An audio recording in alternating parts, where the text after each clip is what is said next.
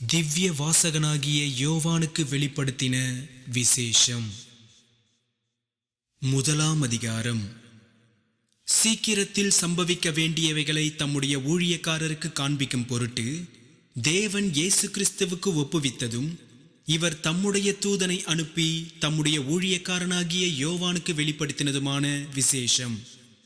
இவன் தேவனுடைய வசனத்தை குறித்தும் இயேசு கிறிஸ்துவை பற்றிய சாட்சியை குறித்தும் தான் கண்ட யாவற்றையும் சாட்சியாக அறிவித்திருக்கிறான். இந்த தீர்க்க தரிசன வசனங்களை வாசிக்கிறவனும் கேட்கிறவர்களும் இதில் எழுதியிருக்கிறவைகளை கை கொள்ளுகிறவர்களும் பாக்கியவான்கள். காலம் சமீபமாயிருக்கிறது.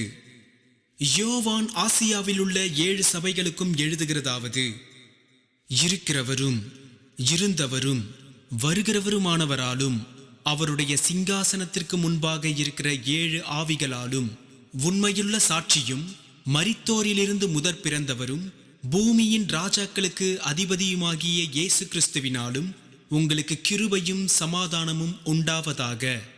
நம்மிடத்தில் அன்பு கூர்ந்து தமது இரத்தத்தினாலே நம்முடைய பாவங்களற நம்மை கழுவி தம்முடைய பிதாவாகிய தேவனுக்கு முன்பாக நம்மை ராஜாக்களும் ஆசாரியர்களுமாக்கின அவருக்கு மகிமையும் வல்லமையும் என்றென்றைக்கும் உண்டாயிருப்பதாக.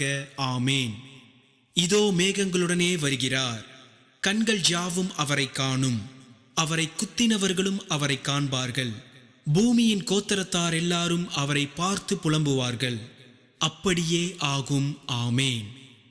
இருக்கிறவரும் இருந்தவரும் வருகிறவருமாகிய சர்வ வல்லமையுள்ள கர்த்தர், நான் அல்பாவும் ஒமேகாவும் ஆதியும் அந்தமுமாயிருக்கிறேன் என்று திருவுளம் பற்றுகிறார்.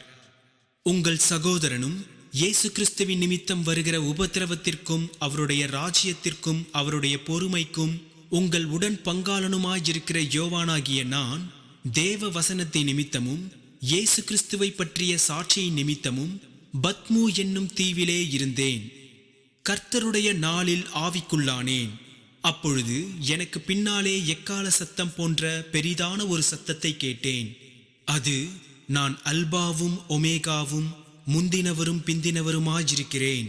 நீ காண்கிறதை ஒரு புஸ்தகத்தில் எழுதி ஆசியாவில் இருக்கிற எபேசு, சிமிர்னா, பெர்கமு, தியத்தீரா, சர்தை, பிலதெல்பியா, லவோதிக்கேயா என்னும் பட்டணங்களில் உள்ள 7 சபைகளுக்கும் அனுப்பு என்று விளம்பினது.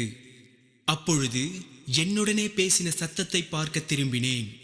திரும்பின போது 7 பொன் குத்து விளக்குகளையும் அந்த 7 குத்து விளக்குகளின் மத்தியிலே நிலையங்கி தரித்து மார்பருகே பொற்கச்சை கட்டியிருந்த மனுஷகுமாரனுக்கு ஒப்பானவரையும் கண்டேன். அவருடைய சிரசும் மயிரும் வெண்பஞ்சை போலவும் உறைந்த மழையைப் போலவும் வெண்மையாயிருந்தது. அவருடைய கண்கள் அக்கினி ஜுவாலையைப் போல் இருந்தது.